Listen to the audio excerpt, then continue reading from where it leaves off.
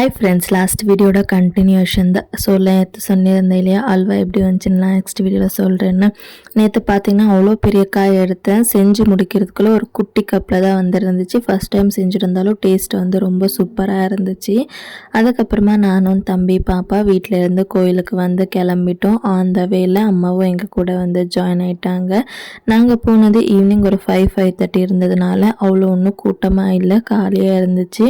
So டெக்கரேஷன்ஸுமே ரொம்ப சூப்பராக பண்ணியிருந்தாங்க. ஸோ பீஸ்ஃபுல்லாக போயிட்டு சாமியெல்லாம் கும்பிட்டுட்டு கொஞ்ச நேரம் அங்கேயே உக்காந்துருந்தோம். இந்த வைகுண்ட ஏகாதசி ஸ்பெஷல்லே வந்து கடவுளை இந்த மாதிரி ஊஞ்சலில் வச்சு டெக்கரேட் பண்ணியிருப்பாங்க. ஊஞ்சலுக்கு கீழே குனிஞ்சு போய் அந்தாண்ட நம்ம கடவுளை பார்க்கணும்.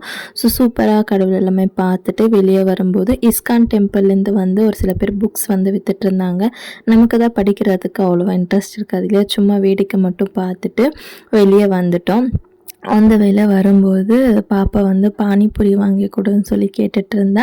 ஸோ வரும்போது ஒரு பிளேட்டு பானிபூரியுமே சாப்பிட்டுட்டு வீட்டுக்கு வந்து சேர்ந்தாச்சு. ஸோ வீடியோ பிடிச்ச மறக்காமல் ஒரு லைக் போட்டுட்டு இந்த மாதிரி நிறைய இன்ட்ரெஸ்டிங்கான வீடியோஸ் பார்க்குறதுக்கு நம்ம சேனலை சப்ஸ்கிரைப் பண்ணிக்கோங்க. இன்னொரு வீடியோவில் பார்க்குறேன் ஃப்ரெண்ட்ஸ். பாய்.